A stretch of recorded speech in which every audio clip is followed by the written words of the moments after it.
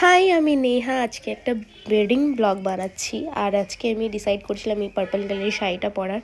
দেন আমি আগে অন্য কিছু পরছিলাম, তারপরে আবার এটা পরলাম। দেন তারপরে আমরা পৌঁছে গেছিলাম বিয়েবাড়ি। তো আমাদের আজকে বরযাত্রীর নিমন্ত্রণ ছিল।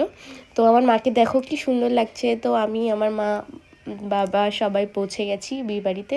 তো শিবাদা এখনও রেডি হয়নি, গল্পই করছিল। দেন তারপরে আমরা একটু পোস্ট নিচ্ছিলাম সবাই মিলে। আর এই চুটকু বাচ্চাটা কি কিউট।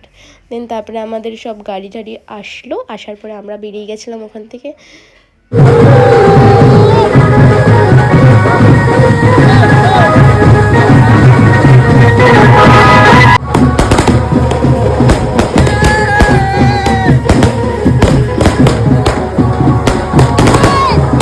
তারপরে আমরা পৌঁছে গেছি আমাদের রাজদীপ ভবনে।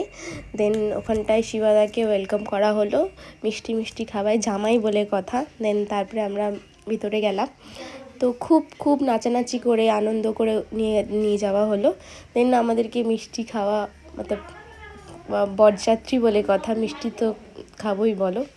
তারপরে আমি একটু সুন্দর সুন্দর পোস্ট দিচ্ছিলাম। প্লিজ আমাকে কমেন্টে জানাও আমাকে কেমন লাগছে শাড়িটা পরে, আর কার কার এই শাড়িটা রিভিউ লাগবে আমাকে প্লিজ জানাও। দেন তারপরে আমরা খেতে বসে পড়েছিলাম। তো দেখা হচ্ছে রিসেপশন ব্লগে। অ্যান্ড সবাইকে বাই বাই।